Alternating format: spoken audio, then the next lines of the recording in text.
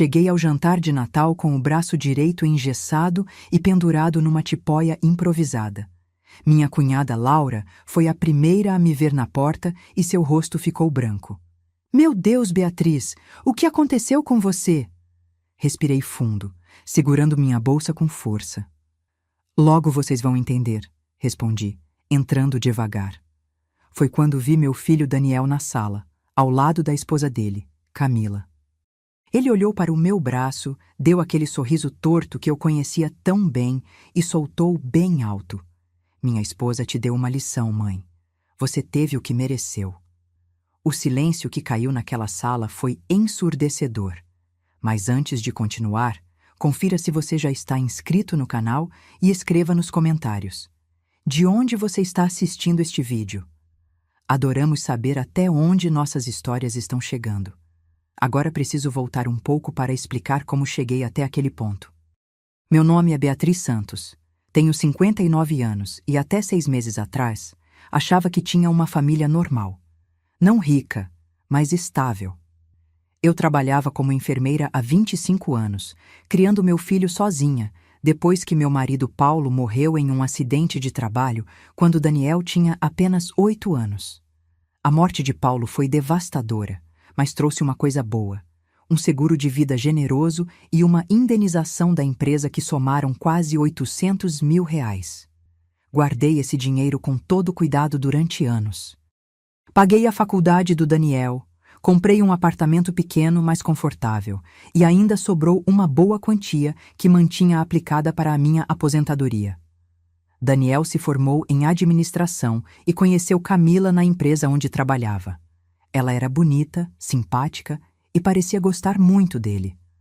Foram noivos por 1 ano e casaram em uma cerimônia linda que eu paguei quase inteira. Na época, fiquei feliz em poder proporcionar aquilo para o meu filho. Afinal, ele era tudo o que eu tinha. Os problemas começaram sutilmente, como sempre acontece. 3 meses depois do casamento, Daniel me ligou dizendo que eles estavam com dificuldades financeiras. A empresa tinha atrasado o salário dele e precisavam de dinheiro para o aluguel. Emprestei R$5 mil sem pestanejar. 1 mês depois, foi a parcela do carro. Depois, uma emergência médica da Camila. Depois, uma oportunidade de investimento que não podia esperar. Em 6 meses, eu tinha emprestado quase R$50 mil. Toda vez que eu perguntava sobre quando receberiam de volta, Daniel mudava de assunto ou dizia que estava organizando as coisas. Camila sempre sorria e me agradecia por ser uma sogra tão compreensiva. O que realmente começou a me incomodar foi a forma como eles falavam do dinheiro. Não era como se estivessem pedindo emprestado. Era como se eu devesse aquilo a eles. Afinal, você tem tanto dinheiro guardado, Camila disse uma vez. E nós estamos construindo nosso futuro. É praticamente um investimento na sua própria família. Aquilo me deixou desconfortável, mas eu engoli seco e não disse nada. Ainda estava tentando ser a mãe compreensiva, a sogra legal que não criava problemas. Que idiota eu fui. A situação piorou quando eles começaram a me pressionar para morar com eles. Mãe, você mora sozinha naquele apartamento, Daniel insistia. A gente tem um quarto sobrando. Você economizaria dinheiro e poderíamos cuidar melhor de você. Cuidar de mim? Eu tinha 59 anos, trabalhava em turnos duplos no hospital e estava em perfeita forma física. Não precisava de ninguém cuidando de mim. Mas Daniel e Camila não desistiam. Fizeram toda uma campanha emocional sobre como seria bom termos mais tempo juntos, como eu não deveria viver sozinha, como eles se preocupavam comigo. Eventualmente, contra todos os meus instintos, concordei. Aluguei meu apartamento para um casal jovem e me mudei para a casa deles em março deste ano. Foi a pior decisão da minha vida. Logo nas primeiras semanas, percebi que algo estava errado. Eles não queriam que eu morasse com eles por afeto ou preocupação. Queriam ter acesso fácil ao meu dinheiro e controle sobre minha vida. Camila começou a vasculhar minha bolsa quando achava que eu não estava vendo. Daniel pedia minha senha do banco para ajudar a pagar contas online. Eles insistiam para que eu colocasse o nome de Daniel como procurador na minha conta, só por precaução. Eu recusava tudo educadamente, mas a tensão na casa crescia a cada dia. Eles pararam de esconder a irritação. As conversas ficaram curtas e cheias de segundas intenções. Eu me sentia como uma intrusa na casa onde deveria ser bem-vinda. Foi em abril que descobri a verdade completa sobre o que estava acontecendo. Era uma tarde de domingo e eu tinha voltado mais cedo de uma visita à minha irmã. Entrei em casa e ouvi vozes vindo do quarto deles. A porta estava entreaberta e, sem querer, escutei a conversa. "Sua mãe é uma egoísta", Camila dizia com uma voz cheia de raiva. "Ela tem quase 800 mil reais guardados e fica nos fazendo implorar por migalhas." "Eu sei", Daniel respondeu. "Mas ela é teimosa. Não vai simplesmente me dar o dinheiro. Então a gente precisa ser mais criativo. Tem outras formas de conseguir o que queremos." Fiquei paralisada no corredor. Meu próprio filho falando de mim como se eu fosse apenas um obstáculo entre ele e o dinheiro. "Que tipo de formas?" Daniel perguntou. "Deixa comigo. Conheço gente que pode ajudar a gente a ter acesso legal ao dinheiro dela. Procuração, tutela, essas coisas. Mas para isso, ela precisa parecer incapaz de administrar as próprias finanças." "E como a gente faz isso?" "Existem formas de documentar comportamento errático, esquecimentos, decisões ruins. Com os documentos certos, podemos conseguir controle total sobre o dinheiro dela." Senti meu estômago embrulhar. Minha nora estava planejando me fazer parecer louca para roubar meu dinheiro. E meu filho estava concordando com tudo. Subi silenciosamente para o meu quarto e tranquei a porta. Fiquei sentada na cama por horas, processando o que tinha ouvido. A Carmen da história original agiu de forma calculada e inteligente. Eu precisava fazer o mesmo. Nas semanas seguintes, comecei a observar tudo com mais atenção. Percebi que Camila estava tirando fotos da casa bagunçada depois de ela mesma ter espalhado coisas. Vi Daniel anotando esquecimentos que eu supostamente tinha, mas que eram completamente inventados. Eles estavam construindo um caso contra mim, e eu precisava me proteger. A primeira coisa que fiz foi ir até o banco em um dia de folga, sem avisar ninguém. Marquei uma reunião com a gerente, Márcia, que me conhecia há anos. "Márcia, preciso da sua ajuda com algo delicado", comecei. Contei a ela o que tinha ouvido e minhas suspeitas. Márcia ficou visivelmente preocupada. "Beatriz, isso é muito sério. Vamos revisar todas as suas movimentações financeiras dos últimos meses." O que descobrimos me deixou furiosa. Além dos empréstimos que eu sabia, havia pequenos saques regulares que eu não reconhecia.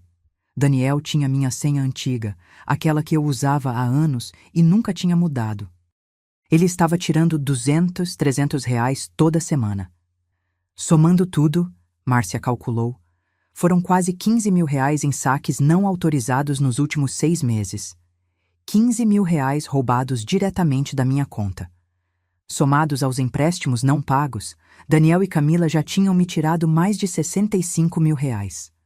"O que você quer fazer?" Márcia perguntou.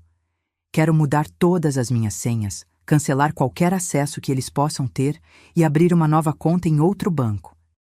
E quero fazer isso agora, antes que eles percebam." Márcia concordou, e passamos as próximas 2 horas organizando tudo.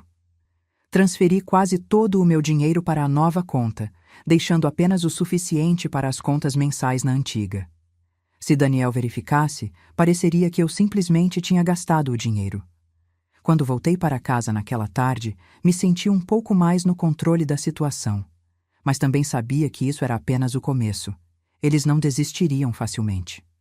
E eu estava certa. Nas semanas seguintes, a pressão psicológica aumentou drasticamente. Camila começou a fazer comentários sobre minha memória na frente de outras pessoas. "Beatriz, você já me perguntou isso 3 vezes hoje", ela dizia alto quando tínhamos visitas, mesmo que fosse mentira. Daniel começou a sugerir que eu deveria parar de trabalhar. "Mãe, você está ficando muito estressada. Talvez seja a hora de se aposentar e deixar a gente cuidar de você." Eu tinha 59 anos e estava no auge da minha capacidade profissional. A ideia de me aposentar era ridícula, mas eles insistiam constantemente. Comecei a notar outras coisas estranhas. Minhas coisas sumiam e apareciam em lugares que eu não tinha deixado. Meus remédios para a pressão pareciam estar sumindo mais rápido que o normal. Uma vez encontrei meu celular dentro da geladeira e tenho certeza absoluta que não fui eu quem colocou ali. Eles estavam tentando me fazer duvidar da minha própria sanidade. Foi quando conheci Laura, a irmã de Camila, que mudou tudo. Laura veio jantar um dia e, diferente da irmã, ela era genuinamente simpática. Conversamos bastante e ela mencionou casualmente que Camila tinha feito algo parecido com a avó delas, anos atrás. Minha avó tinha Alzheimer no final da vida, Laura comentou. Mas Camila começou a dizer que ela estava doente muito antes do diagnóstico real. Ela queria que a vovó assinasse uns papéis para ela administrar o dinheiro. E ela conseguiu? Perguntei, tentando parecer casual. Não. Meu pai percebeu o que estava acontecendo e impediu. Foi um escândalo enorme na família. Camila ficou anos sem falar com a gente por causa disso. Aquela informação foi como uma bomba. Camila tinha histórico de tentar manipular parentes idosos para ter acesso ao dinheiro deles. E agora estava fazendo a mesma coisa comigo. Decidi que precisava de ajuda profissional.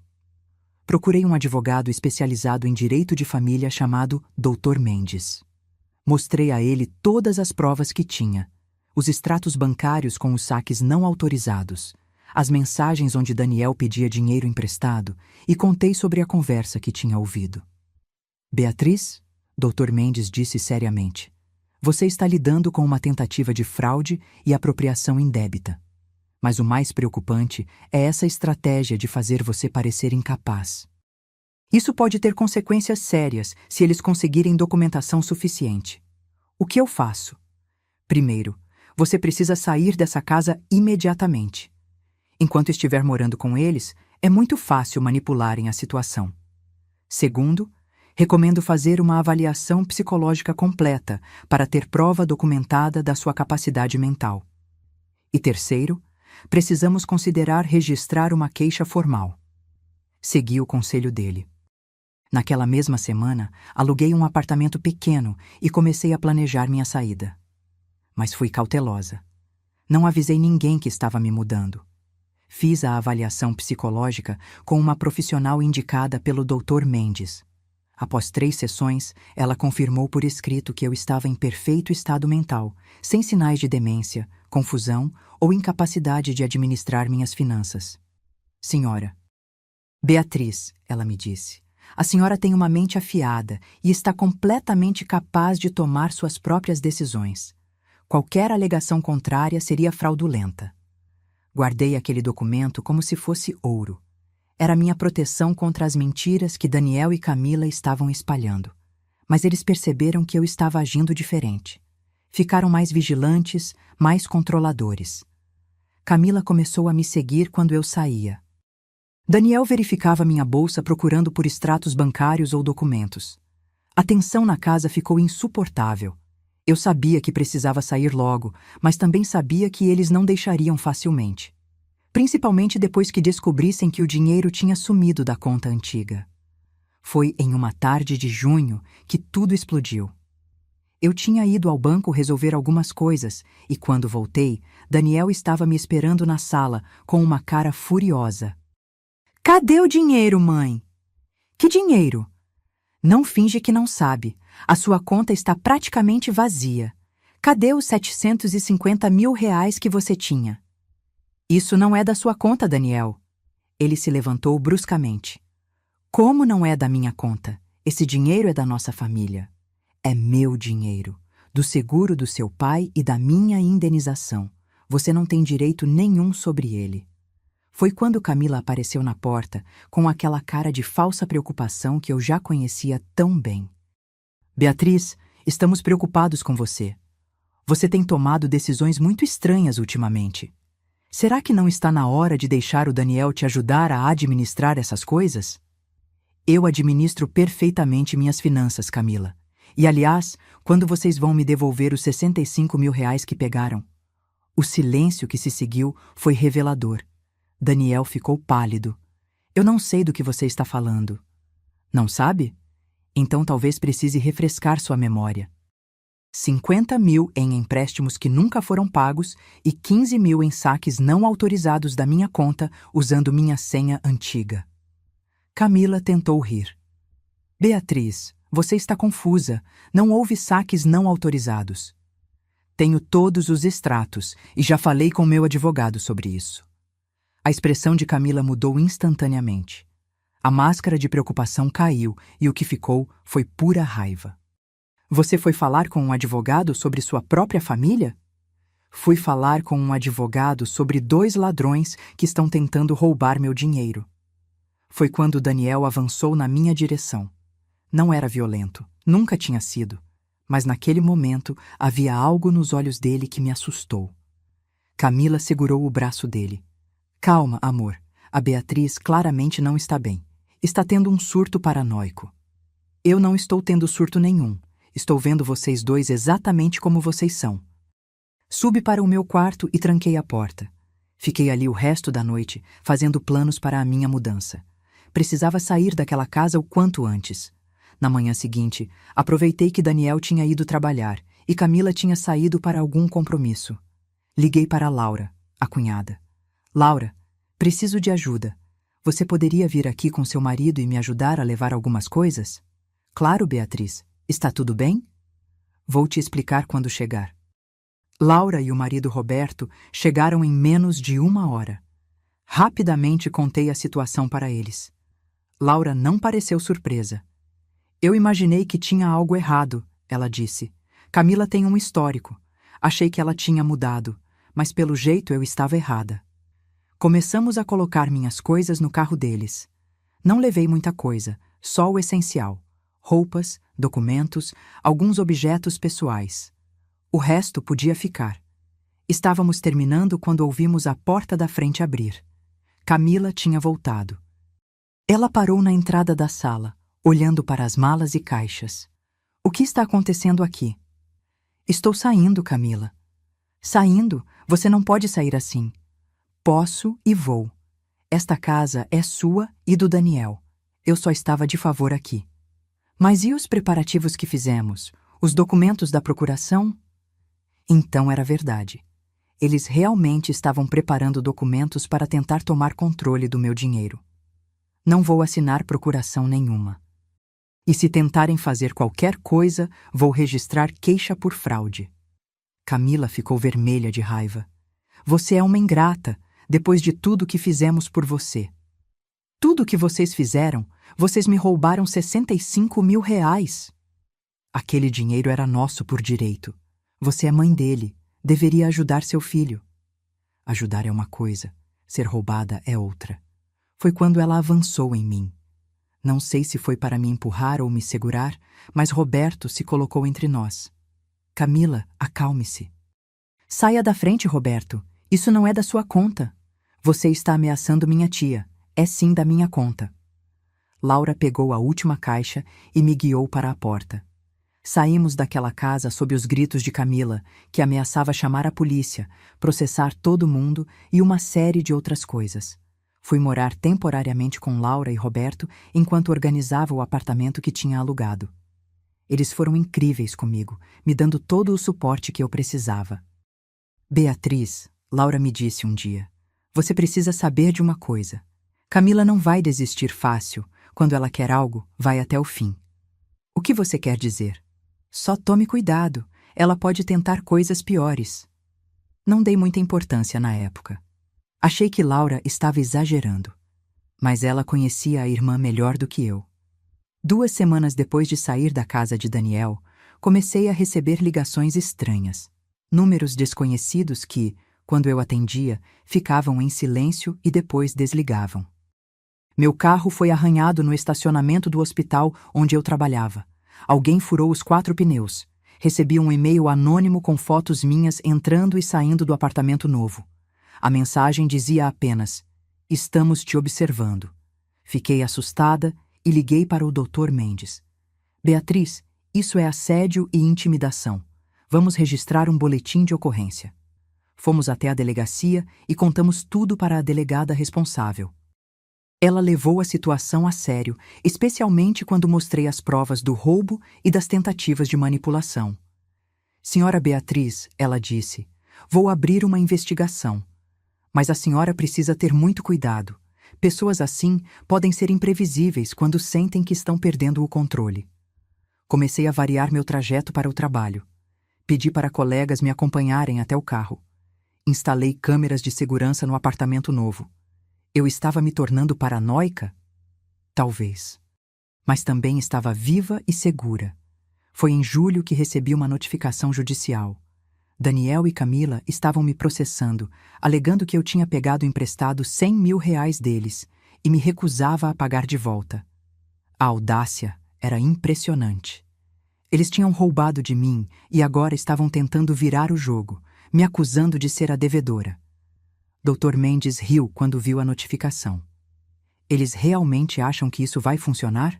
Temos todos os extratos bancários provando exatamente o contrário. Mas por que fariam isso? Estratégia. Querem fazer você parecer a vilã da história. E também é uma forma de pressão psicológica. Preparamos nossa defesa com cuidado. Não só iríamos contestar o processo falso deles, como também entraríamos com uma ação própria por apropriação indébita e fraude. A situação estava escalando e eu não sabia até onde eles estariam dispostos a ir. A resposta veio em agosto, de uma forma que eu nunca poderia ter imaginado. Era uma sexta-feira à noite. Eu tinha acabado de sair do meu turno no hospital e estava voltando para casa. Parei no supermercado para comprar algumas coisas. Quando saí do mercado com as sacolas, percebi um carro estranho parado perto do meu. Um homem estava dentro, olhando na minha direção. Apressei o passo e coloquei as compras no porta-malas rapidamente. Quando entrei no carro e liguei a chave, nada aconteceu. O motor não pegava. Foi quando baterem na janela. Era o homem do carro ao lado. Precisa de ajuda? Não, obrigada. Já vou chamar o guincho, ele insistiu. Posso dar uma olhada, entendo de carros. Algo no jeito dele me deixou desconfortável. Recusei novamente e liguei para o guincho.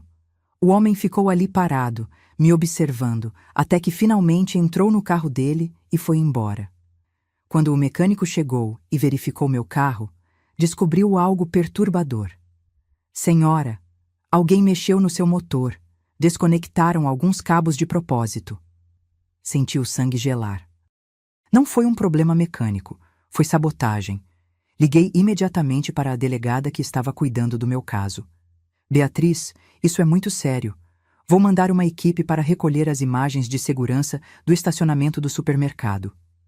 As imagens mostraram Camila entrando no estacionamento 20 minutos antes de mim e se aproximando do meu carro.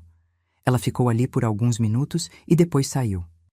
Temos prova suficiente para prendê-la por vandalismo e tentativa de constrangimento ilegal, a delegada me disse. Mas eu sabia que isso não era suficiente.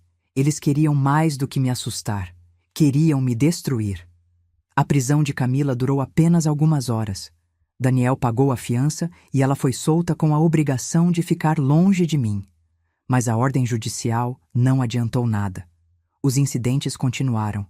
Alguém jogou tinta vermelha na porta do meu apartamento. Recebi encomendas que eu não tinha pedido. Cartas anônimas com ameaças começaram a chegar. Você vai se arrepender de ter mexido com a gente. Velha estúpida, você devia ter morrido junto com seu marido. Vamos pegar o que é nosso, de um jeito ou de outro. Dr. Mendes conseguiu uma ordem de restrição mais rígida. Daniel e Camila não podiam chegar perto de mim, do meu trabalho ou da minha casa, mas ordens judiciais só funcionam com pessoas que respeitam a lei. Foi Laura quem me contou o que estava acontecendo nos bastidores. Ela tinha ido confrontar a irmã depois da prisão. Beatriz, Camila está obcecada com você. Ela não fala de outra coisa. Diz que você destruiu a vida dela, que tirou o futuro que ela tinha planejado. Que futuro? O futuro de roubar meu dinheiro? Ela realmente acredita que tem direito ao seu dinheiro. Na cabeça distorcida dela, você está sendo egoísta por não entregar tudo para o Daniel. E o Daniel? O que ele diz? Laura suspirou. Ele está completamente manipulado por ela. Não consegue ver o quanto Camila é tóxica. Acho que ele tem medo dela também. Era triste ouvir isso. Meu filho tinha se tornado uma marionete nas mãos de uma mulher obcecada por dinheiro. Em setembro, a situação chegou ao ponto de ruptura. Eu estava no trabalho quando recebi uma ligação da delegada. Beatriz, preciso que venha até a delegacia imediatamente. O que aconteceu? É melhor conversarmos pessoalmente. Fui até lá com o coração apertado. A delegada me recebeu em sua sala com uma expressão grave. Interceptamos uma conversa entre Daniel e Camila. Eles estão planejando algo mais sério. Mais sério como? Ela me mostrou a transcrição. Meu estômago embrulhou enquanto eu lia. Camila sugeria que precisavam resolver o problema de forma definitiva. Daniel perguntava o que ela queria dizer. A resposta dela foi: às vezes, acidentes acontecem com pessoas mais velhas, especialmente quando elas moram sozinhas. Era uma ameaça velada de morte. Beatriz, a delegada disse, vamos providenciar proteção policial para você. Essa ameaça é muito específica e preocupante. Mas eles realmente fariam isso? Matar a própria mãe? A Camila? Sim, eu acredito que sim. Ela demonstra sinais claros de sociopatia. E infelizmente seu filho está tão envolvido com ela que pode acabar sendo cúmplice. Passei a ter um policial me acompanhando para todo lugar. Era constrangedor, mas necessário. Meus colegas no hospital ficaram sabendo da situação e todos foram muito solidários. Beatriz, fica aqui com a gente o tempo que precisar, minha chefe disse. Ninguém vai encostar um dedo em você enquanto estiver sob nosso teto. A solidariedade das pessoas foi reconfortante, mas também me fez perceber o quanto a situação tinha se tornado absurda.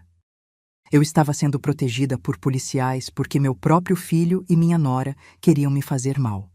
Foi no início de outubro que tudo culminou no incidente que me levou àquele jantar de Natal com o braço quebrado. Era uma terça-feira. Eu tinha acabado de sair do hospital no fim do meu turno da tarde. O policial que deveria me escoltar tinha sido chamado para uma emergência e me pediu para esperar alguns minutos. Fiquei na recepção do hospital esperando. Foi quando vi Daniel entrando. Ele parecia desesperado, descabelado, com olheiras profundas. Mãe, preciso falar com você. Meu primeiro instinto foi chamar segurança, mas havia algo na voz dele que me fez hesitar. Daniel, você não pode estar aqui. Tem ordem de restrição. Eu sei, mas preciso te avisar. A Camila, ela está planejando algo hoje à noite. Como assim? Ele olhou ao redor nervosamente. Ela contratou alguém. Um cara que ela conhece. Ele vai te seguir quando você sair daqui e... E o que, Daniel? E causar um acidente. Fazer parecer que você foi atropelada. Senti minhas pernas fraquejarem. Por que está me contando isso? Porque eu não consigo mais. Eu pensei que queria o dinheiro, que merecíamos o dinheiro, mas não assim. Não com você morta. Foi quando ouvi a voz dela. Daniel, o que você está fazendo? Camila tinha entrado no hospital. Ela viu a gente conversando e seu rosto ficou vermelho de raiva. Você está contando tudo para ela, não está? Seu frouxo inútil. Daniel se virou para ela. Camila, isso já foi longe demais. Não posso deixar você machucar minha mãe. Sua mãe? Aquela mulher arruinou nossa vida. Ela não arruinou nada. Nós tentamos roubar dela. A discussão estava chamando atenção. Seguranças do hospital começaram a se aproximar. Foi quando Camila me viu tentando me afastar. Ela avançou na minha direção. Não sei se foi para me empurrar ou me impedir de sair, mas ela me agarrou pelo braço com força brutal. Você não vai a lugar nenhum. Tentei me soltar. Daniel tentou segurar Camila. Tinha gente gritando ao nosso redor. E no meio daquele caos, senti Camila torcendo meu braço de uma forma horrível. A dor foi instantânea e insuportável. Ouvi um estalo alto e gritei. Meu braço estava quebrado. Camila me soltou com um sorriso satisfeito no rosto. Pronto. Agora você vai ter que ficar quieta por um tempo. Seguranças a imobilizaram. Daniel estava em choque, as mãos na cabeça, repetindo, desculpa, desculpa, várias vezes. Fui levada para a emergência do próprio hospital onde trabalhava. Meus colegas me atenderam com todo cuidado, mas a expressão de raiva nos rostos deles era visível. Todos sabiam quem tinha feito aquilo. O diagnóstico foi uma fratura completa no húmero, o osso do braço direito. Precisei de cirurgia para colocar pinos e depois fiquei com o braço engessado e imobilizado. A delegada chegou enquanto eu ainda estava na sala de recuperação. Beatriz, a Camila foi presa em flagrante por lesão corporal grave. Desta vez não vai ter fiança fácil. E o Daniel? Ele está prestando depoimento. Parece que finalmente decidiu cooperar e contar tudo sobre os planos dela. Fiquei 6 dias internada. Durante esse tempo, Daniel apareceu 3 vezes tentando falar comigo. Eu não quis vê-lo nas primeiras 2 vezes. Na terceira, finalmente aceitei. Ele entrou no quarto com uma aparência destruída. Tinha emagrecido, estava pálido e os olhos estavam vermelhos de tanto chorar. Mãe, eu não tenho palavras. Então não fale, só me escute. Ele se sentou e ficou olhando para o chão. Daniel, você é meu filho e eu te amo. Mas o que você fez, o que vocês 2 fizeram, é imperdoável.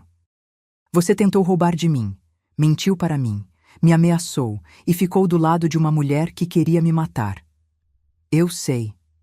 Camila quebrou meu braço na frente de dezenas de pessoas, e você sabe o que foi pior? Ver você ali, vendo tudo acontecer e não fazendo nada para me proteger até o último segundo. Eu estava com medo dela. Medo? Você é um homem adulto, Daniel, e permitiu que aquela mulher controlasse sua vida a ponto de virar contra sua própria mãe. Ele começou a chorar. Ela me manipulou desde o começo. Fez eu acreditar que você era o problema, que estava sendo egoísta. Fez eu sentir que tínhamos direito ao seu dinheiro porque você era nossa família. Família não faz isso, Daniel. Eu sei disso agora. E vou ter que viver o resto da vida sabendo que quase deixei ela te matar. Olhei para meu filho e vi algo que nunca tinha visto antes. Remorso genuíno. Não era o remorso de quem foi pego. Era o remorso de quem finalmente entendeu a gravidade do que tinha feito. O que vai acontecer agora? Ele perguntou. Agora você vai contar tudo para a polícia.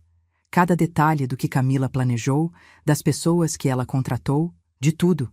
E depois vai aceitar as consequências dos seus atos. Vou ser preso? Provavelmente. E você merece. Ele assentiu lentamente. Merece mesmo. Daniel saiu do quarto e eu fiquei ali, olhando para o meu braço quebrado. Era uma dor física, sim, mas a dor emocional de ter sido traída pelo próprio filho era muito pior. Recebi alta do hospital 1 semana antes do Natal. Meu braço ainda estava engessado e doía muito, especialmente à noite. Os médicos disseram que a recuperação levaria pelo menos 3 meses. Laura e Roberto insistiram para eu passar o Natal com eles. A família inteira estaria lá. Os pais de Laura, alguns tios, primos, todos sabiam o que tinha acontecido e queriam demonstrar apoio. Beatriz, você é família agora, Laura me disse. E família de verdade não te machuca. Família de verdade te protege. Aquelas palavras me fizeram chorar. Durante anos eu tinha me sacrificado pelo Daniel, pensando que estava sendo uma boa mãe. Mas ele nunca tinha me protegido de nada. Tinha sido Laura, praticamente uma estranha, quem tinha me acolhido quando precisei. Nos dias que antecederam o Natal, os desdobramentos legais foram rápidos. Camila foi denunciada formalmente por lesão corporal grave, tentativa de extorsão, ameaça, vandalismo e associação criminosa.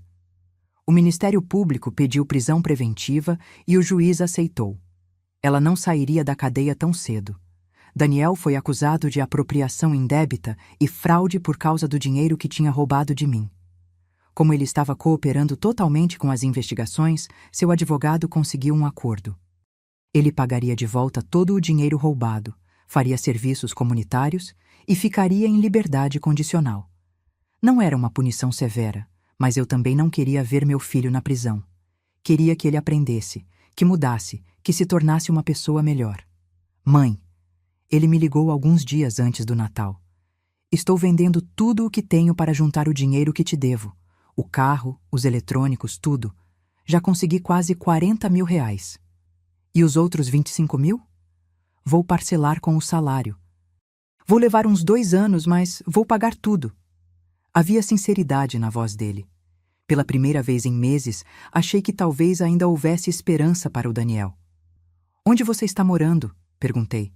Aluguei um quarto numa pensão. É pequeno, mas é o que posso pagar agora. O apartamento luxuoso, o carro esportivo, a vida de aparências, tudo tinha ido embora.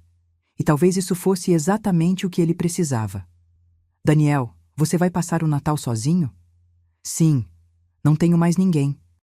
A parte de mim sentiu pena, mas a parte mais forte, a parte que tinha aprendido a se proteger, sabia que ele precisava enfrentar as consequências das escolhas dele. Talvez no próximo ano as coisas sejam diferentes. Foi tudo o que consegui dizer. Chegou o dia do Natal. Laura tinha preparado uma ceia linda. A casa estava decorada com luzes, tinha uma árvore enorme na sala e o cheiro de comida deliciosa vinha da cozinha. Eu cheguei com meu braço engessado, usando uma roupa simples que Laura tinha me ajudado a vestir. Estava nervosa. Não sabia como seria estar em uma reunião de família depois de tudo o que tinha acontecido com a minha própria família. Mas fui recebida com abraços calorosos. Todos me trataram com um carinho genuíno que me fez perceber o quanto tinha faltado isso na minha vida recentemente. O pai de Laura, Sr. Alberto, um senhor de uns 70 anos, me puxou para um canto durante o jantar. Beatriz, quero te dizer uma coisa. O que aconteceu com você não foi culpa sua. Camila sempre foi problemática. Desde criança, ela tinha uma obsessão com dinheiro e status que a gente nunca conseguiu corrigir. O senhor sabia que ela era assim? Sabíamos que ela era difícil, mas nunca imaginamos que chegaria a esse ponto. Nos afastamos dela há anos por causa do comportamento dela. Laura é a única que ainda tentava manter contato. Por quê? Porque Laura tem um coração bom demais. Sempre achou que a irmã podia mudar. Mas gente como Camila não muda. Ela só fica mais perigosa. Aquelas palavras me fizeram refletir sobre quantos sinais eu tinha ignorado. Quantas vezes Camila tinha demonstrado quem realmente era e eu tinha escolhido não ver? Durante o jantar, a conversa fluiu naturalmente. Falamos de tudo: trabalho, filmes, planos para o ano novo. Ninguém mencionou o incidente diretamente, mas todos demonstravam cuidado comigo. Foi quando a campainha tocou. Laura foi atender. Ouvi vozes na porta, uma discussão baixa. Depois Laura voltou com uma expressão estranha no rosto. Beatriz, é o Daniel. Ele quer falar com você. Meu coração acelerou. Ele está aqui? Está na porta. Disse que só quer te entregar uma coisa. Fui até a entrada, acompanhada por Laura e Roberto. Daniel estava ali, parado no frio, segurando um envelope. Mãe, desculpa aparecer assim, mas eu precisava te dar isso hoje. Peguei o envelope. Dentro havia um cheque de R$ 40.000 e uma carta manuscrita. É tudo que consegui juntar até agora, ele disse. E a carta? São coisas que eu preciso que você saiba. Olhei para ele. Meu filho parecia 10 anos mais velho. O peso da culpa estava claramente destruindo ele. Daniel, não precisa dizer nada, mãe. Só queria que você soubesse que eu entendo tudo o que fiz de errado e vou passar o resto da vida tentando ser uma pessoa melhor. Ele se virou para ir embora, mas algo me fez chamá-lo de volta. Daniel, espera. Ele parou e se virou.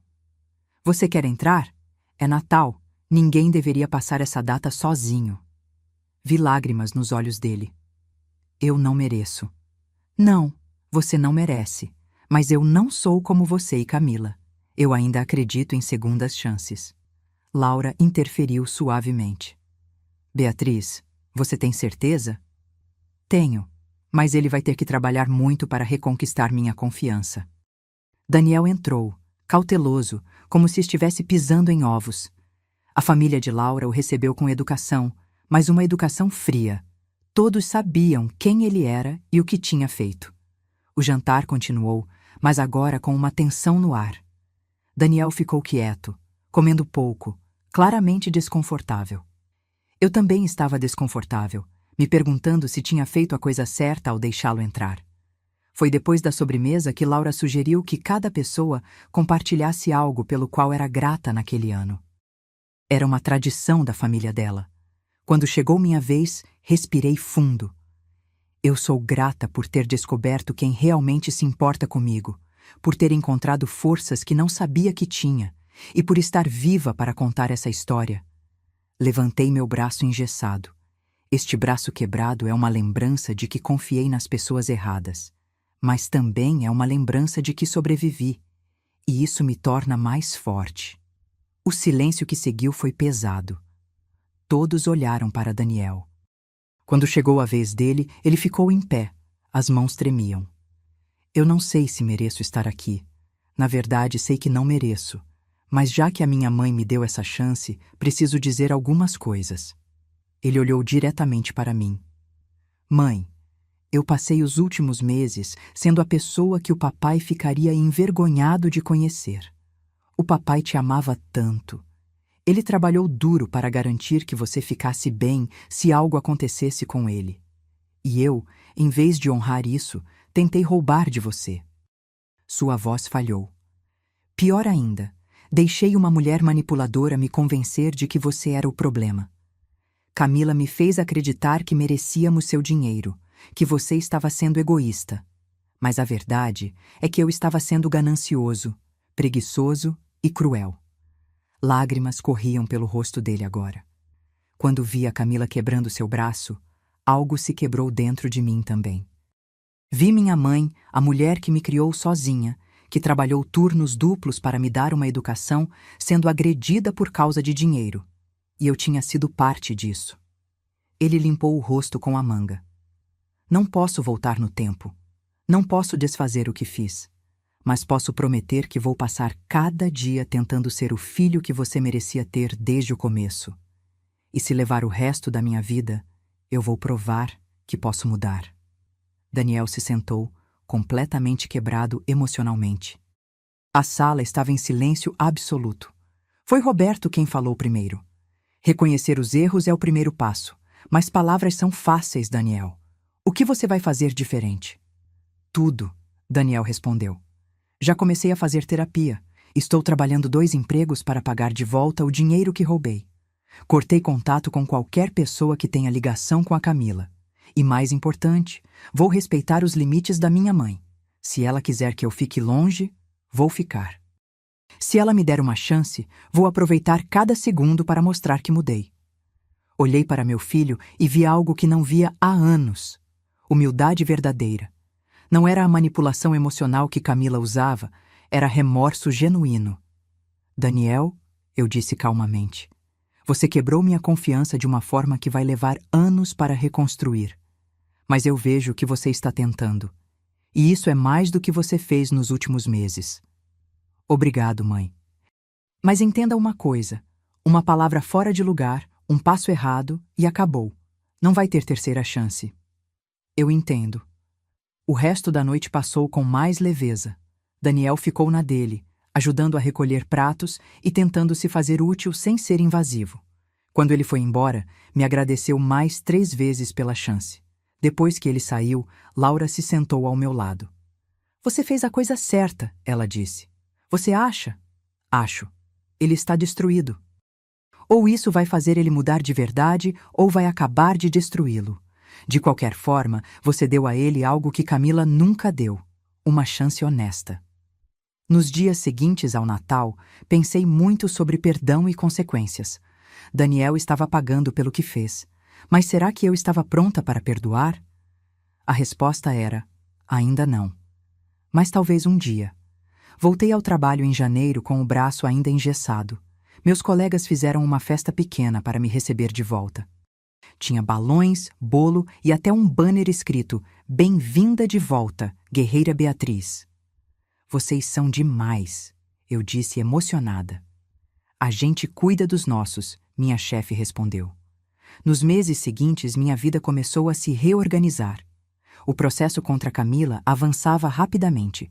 Ela foi condenada a 6 anos de prisão por lesão corporal grave, mais outros 3 por tentativa de extorsão e associação criminosa. 9 anos no total. Ela não sairia tão cedo. Durante o julgamento, ela me encarou do banco dos réus com ódio puro. Quando o juiz perguntou se ela tinha algo a dizer, ela respondeu: Essa mulher arruinou minha vida. Tudo o que fiz foi tentar garantir o futuro da minha família. O juiz respondeu friamente. A senhora tentou roubar, ameaçar e agredir fisicamente uma pessoa inocente. A única pessoa que arruinou sua vida foi você mesma. Senti uma satisfação profunda vendo justiça sendo feita. Daniel continuou pagando o dinheiro de volta religiosamente. A cada mês, depositava o que podia. Também continuava em terapia e, de vez em quando, me mandava mensagens curtas. Bom dia, mãe. Espero que esteja bem. Feliz aniversário, mãe. Te amo. Eu respondia brevemente, mantendo distância, mas não cortando o contato completamente. Meu braço sarou em abril.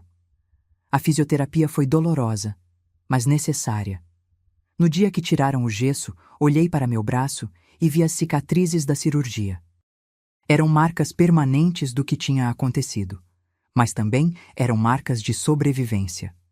Com o braço curado, senti que podia finalmente começar a reconstruir minha vida de verdade.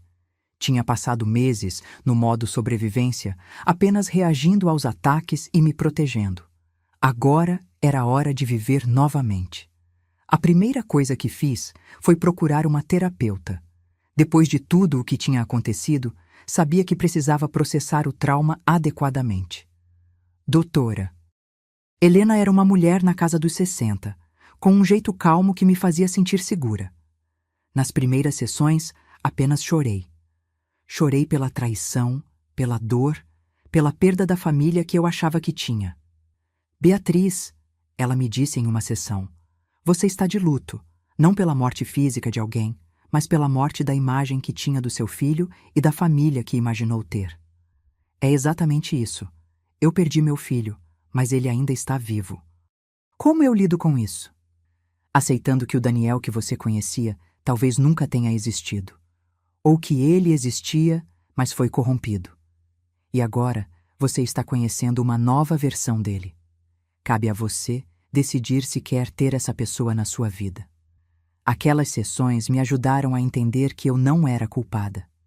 Mães são condicionadas a se culpar por tudo que os filhos fazem de errado. Mas Daniel era um adulto. As escolhas dele, não minhas. Em maio, decidi fazer algo que vinha adiando: visitar o túmulo do Paulo. Não ia lá desde antes de toda essa confusão começar. Levei flores e fiquei ali, em silêncio, por um longo tempo. Paulo, finalmente falei. Eu estraguei tudo com o Daniel. Não sei o que fiz de errado.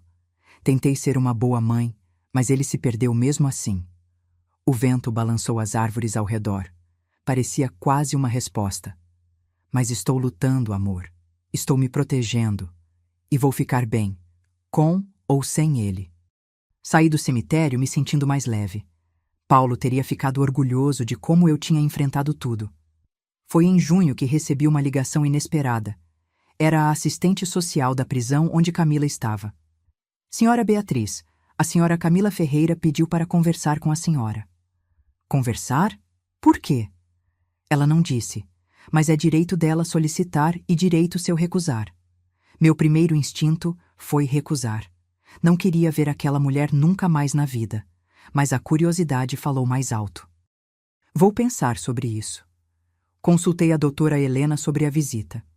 Você se sente segura para fazer isso? Ela perguntou. Ela está atrás das grades. Fisicamente, sim, estou segura. E emocionalmente? Pensei sobre isso. Acho que sim. Na verdade, talvez seja bom para eu ter um fechamento. Decidi ir. Marquei a visita para uma semana depois. Quando cheguei na prisão, fui revista e levada para uma sala de visitas com mesas separadas por divisórias de vidro. Esperei alguns minutos até Camila entrar. Ela estava diferente. O cabelo estava preso de qualquer jeito, sem maquiagem, usando o uniforme laranja da prisão. Mas o que mais chamou a atenção foi a expressão dela. Não era mais aquela arrogância que eu conhecia. Era algo próximo de derrota. Pegamos os telefones de cada lado do vidro. Beatriz, ela começou. Obrigada por vir. O que você quer, Camila? Eu queria pedir desculpas. Não consegui segurar a risada amarga. Desculpas? Você quer se desculpar? Eu sei que não tenho direito. Sei que não muda nada. Mas esses meses aqui me fizeram pensar muito. Sobre o quê? Sobre como eu cheguei a esse ponto. Sobre as escolhas que fiz. Sobre o quanto eu me tornei uma pessoa horrível. Olhei para ela, tentando detectar manipulação.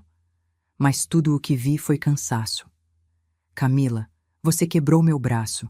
Você planejou me matar, me roubou, me ameaçou. Por quê? Porque eu estava obcecada com a ideia de ter uma vida que não podia pagar. Cresci pobre, sabe? Muito pobre. E jurei que nunca seria pobre de novo. Muita gente é pobre, Camila. Isso não justifica virar criminosa. Eu sei. Não estou tentando justificar. Só estou explicando. Quando conheci o Daniel e soube da herança sua, vi uma oportunidade. E me convenci de que tinha direito àquele dinheiro. Você não tinha direito a nada. Eu sei disso agora. Mas, na época, minha cabeça estava tão distorcida que realmente acreditava que sim. Achava que você estava sendo egoísta por não simplesmente dar tudo para o Daniel. E o plano de me matar? Ela abaixou os olhos. Aquilo foi eu perdendo completamente o controle. Quando vi que você não ia ceder, que tinha movido o dinheiro, que estava nos processando, entrei em pânico, e pessoas em pânico fazem coisas terríveis. Isso não é desculpa. Não é. E não estou pedindo desculpas esperando que você me perdoe. Sei que o que fiz é imperdoável. Só queria que você soubesse que reconheço o quão errado foi. Ficamos em silêncio por um momento. Como está o Daniel? Ela perguntou. Por que se importa? Porque mesmo sendo uma pessoa horrível, eu realmente gostava dele, de um jeito doentio e egoísta, mas gostava. Ele está reconstruindo a vida, sem você. Que bom, ele merece isso. Camila suspirou. Eu tenho mais 7 anos aqui dentro. Tempo suficiente para pensar em todas as vidas que destruí. A sua, a do Daniel, a da minha família e a minha própria. E o que você vai fazer quando sair? Honestamente, não sei. Talvez ir para longe e começar de novo. Ou talvez ninguém mais confie em mim e eu não consiga recomeçar. De qualquer forma, vou ter que viver com o que fiz. Levantei-me para ir embora. Beatriz, ela me chamou. Olhei para ela. Você é muito mais forte do que eu imaginava. Eu te subestimei completamente. E isso foi meu maior erro. Saí daquela prisão me sentindo estranha. Não sentia pena de Camila. Ela tinha cavado a própria cova, mas sentia uma espécie de fechamento. Os meses passaram e minha vida foi ganhando uma nova normalidade. Continuei trabalhando no hospital, fiz novas amizades, viajei para lugares que sempre quis conhecer. Estava finalmente vivendo para mim. Daniel continuava mantendo distância respeitosa. Pagava o dinheiro religiosamente e mandava mensagens ocasionais, mas não pressionava por mais contato do que eu estava disposta a dar. Foi em setembro, quase um ano depois do incidente, que ele me ligou com um pedido diferente. Mãe, eu sei que não tenho direito de pedir nada, mas há algo que eu gostaria de fazer, se você permitir. O que é? Queria te levar para jantar, não para pedir nada ou tentar me redimir, apenas para passar tempo com você, como filho e mãe, sem toda essa bagagem. Pensei sobre isso. Doutora Helena tinha me dito que reconstruir confiança exigia pequenos passos. Talvez esse fosse um pequeno passo. Tudo bem, mas em um lugar público e por não mais de 2 horas. Claro, o que você quiser. Nos encontramos em um restaurante no centro da cidade. Daniel chegou antes de mim e já estava sentado quando entrei. Ele se levantou imediatamente. Mãe, obrigado por vir. Nos sentamos e ficou aquele silêncio desconfortável inicial. Como está o trabalho? Ele finalmente perguntou. Bem, cansativo, mas bem. E os seus? Também. Ainda estou nos 2 empregos. É puxado, mas preciso terminar de te pagar. Você já pagou mais da metade. Mas ainda falta, e não vou descansar até pagar tudo. A conversa foi fluindo aos poucos. Falamos de coisas triviais. Tempo, notícias, filmes que tínhamos assistido. Era estranho conversar com meu filho como se fosse um conhecido distante. Foi no meio do jantar que ele disse algo que me surpreendeu. Mãe, eu terminei com a Camila oficialmente. Oficialmente? Achei que vocês já tivessem terminado quando ela foi presa. Na prática, sim, mas nunca tinha feito oficial. Entrei com o divórcio mês passado. Já foi homologado. Como você se sente sobre isso? Aliviado. Foi como sair de um relacionamento tóxico que estava me envenenando lentamente. Agora vejo o quanto ela me manipulava, como fazia eu duvidar das minhas próprias percepções. Você foi até ela? Não. Não quero vê-la nunca mais. Fiz tudo por advogado. Terminamos o jantar sem nenhum grande momento dramático. Foi apenas um jantar normal entre mãe e filho, e talvez fosse exatamente disso que precisávamos.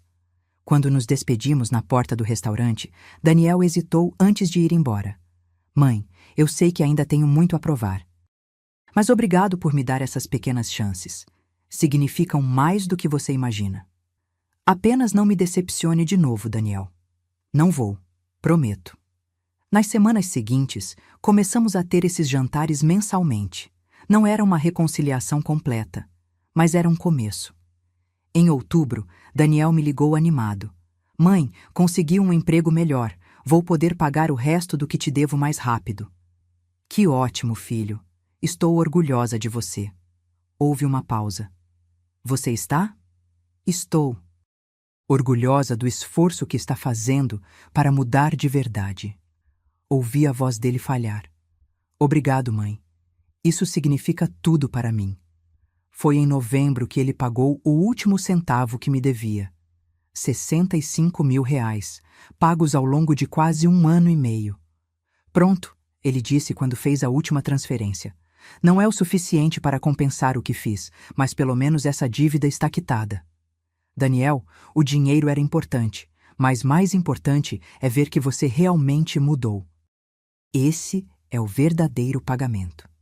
Laura organizou um pequeno jantar para comemorar meu aniversário de 50 anos. Foi simples, com apenas pessoas próximas. E pela primeira vez em anos, me senti genuinamente feliz e cercada de gente que me amava de verdade. Daniel apareceu com um presente pequeno, um porta-retratos com uma foto nossa de quando ele era criança. Para te lembrar de tempos mais felizes, ele disse.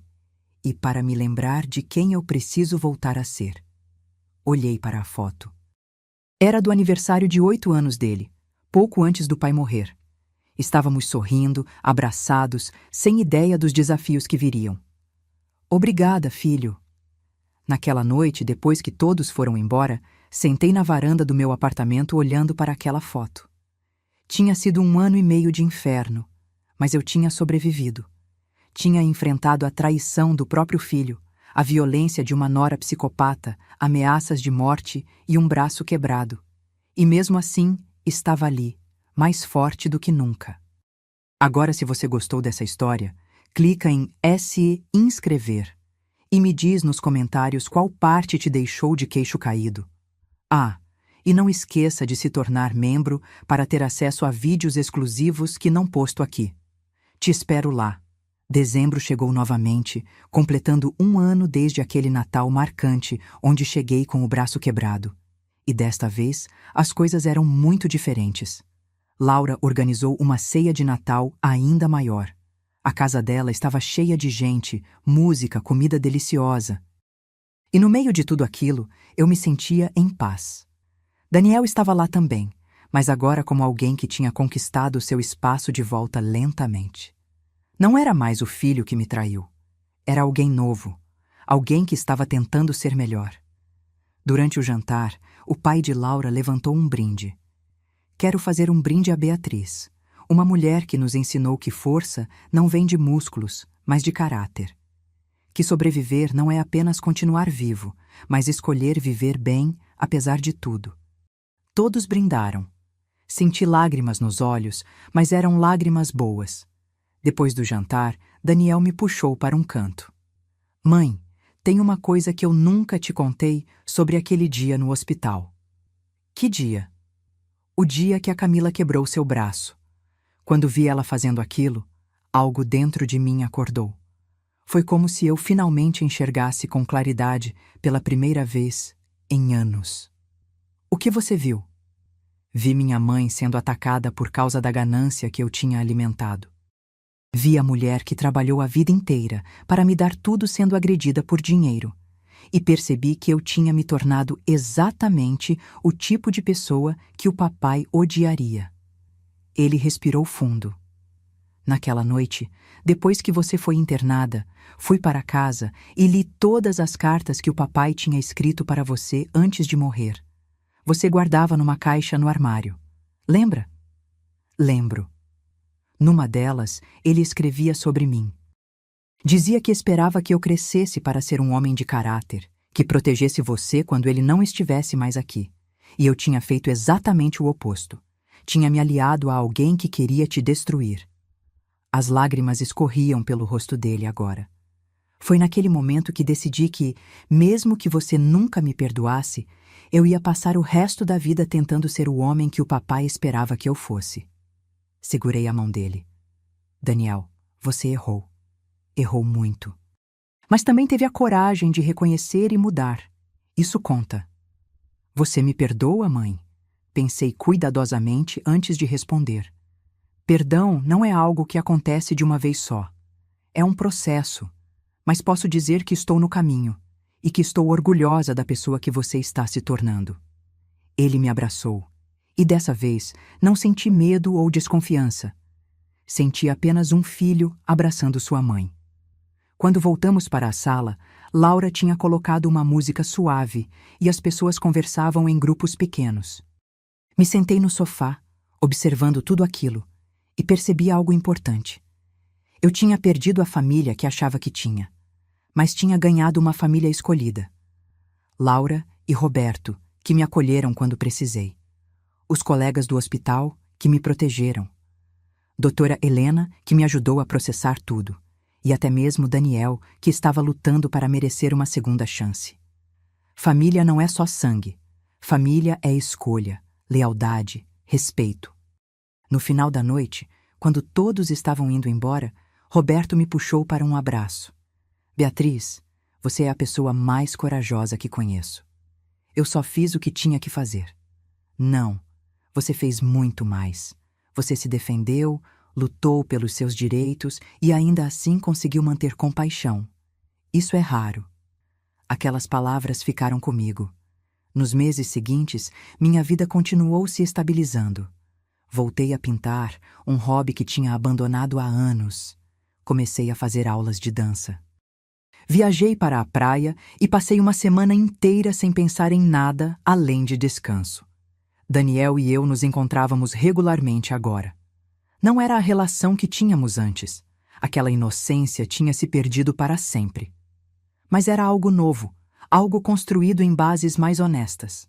Ele conheceu uma mulher nova, Amanda, que trabalhava no mesmo escritório que ele. Era diferente de Camila em todos os sentidos. Simples, honesta, trabalhadora. Mãe, queria que você conhecesse ela, Daniel me disse um dia. Tem certeza? Não é cedo demais? Amanda sabe de tudo. Contei toda a história para ela. Ela disse que todos merecem uma segunda chance se realmente estiverem tentando mudar. Conheci Amanda num almoço casual. Ela era tímida, mas genuína. Não tinha aquele ar calculista da Camila. E o mais importante, ela trabalhava e sustentava a própria vida. Senhora Beatriz, ela me disse, o Daniel me contou tudo sobre o que aconteceu. Só quero que saiba que respeito completamente os limites que a senhora estabelecer. Obrigada, Amanda, e pode me chamar apenas de Beatriz. Ver meu filho com alguém decente me deu esperança de que ele realmente tinha mudado. Foi em março, 2 anos depois do incidente, que recebi uma carta da prisão. Era de Camila. Beatriz, sei que você não tem obrigação de ler isso, mas queria te contar que vou ser liberada mais cedo por bom comportamento. Ainda vou ficar mais 2 anos aqui, mas depois vou sair. Não se preocupe, não vou procurar você, o Daniel ou qualquer pessoa da família. Vou para outro estado, começar de novo longe de tudo. Usei esse tempo aqui para fazer terapia e enfrentar meus demônios. Descobri que tenho transtorno de personalidade que nunca foi tratado. Isso não justifica o que fiz, mas explica parte do meu comportamento. Queria que você soubesse que sinto muito, de verdade, e que espero que você tenha encontrado paz. Camila. Mostrei a carta para a doutora Helena. Como você se sente sobre isso? Ela perguntou. Indiferente. O que ela faz com a vida dela não me afeta mais. Isso é crescimento, Beatriz. Você chegou a um ponto onde ela não tem mais poder sobre você. E era verdade. Camila tinha sido um tornado na minha vida, destruindo tudo no caminho. Mas eu tinha reconstruído. E o que construí era mais forte do que o que tinha antes. Hoje, aos 51 anos, tenho uma vida que nunca imaginei ter. Não é perfeita, ainda tenho pesadelos ocasionais, ainda olho por cima do ombro às vezes. Mas é minha vida, nos meus termos. Daniel está noivo da Amanda. Ele me pediu permissão antes de propor casamento, o que me tocou profundamente. Mãe, dessa vez quero fazer tudo certo, e não vou cometer os mesmos erros. Tem minha bênção, filho. Mas lembre-se, casamento é sobre parceria, não sobre dinheiro. Eu sei disso agora. O casamento está marcado para junho.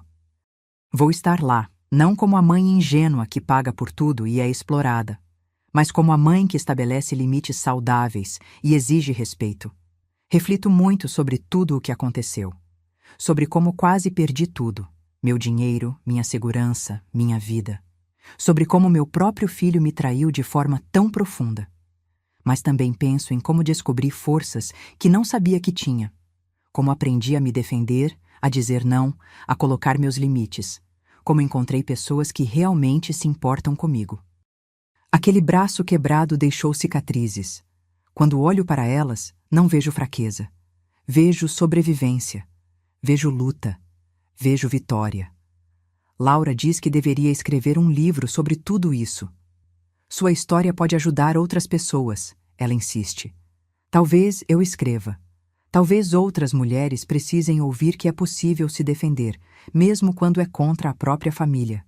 Que você não precisa aceitar abuso só porque vem de gente que deveria te amar. Hoje de manhã, acordei e fiz meu café tranquilamente.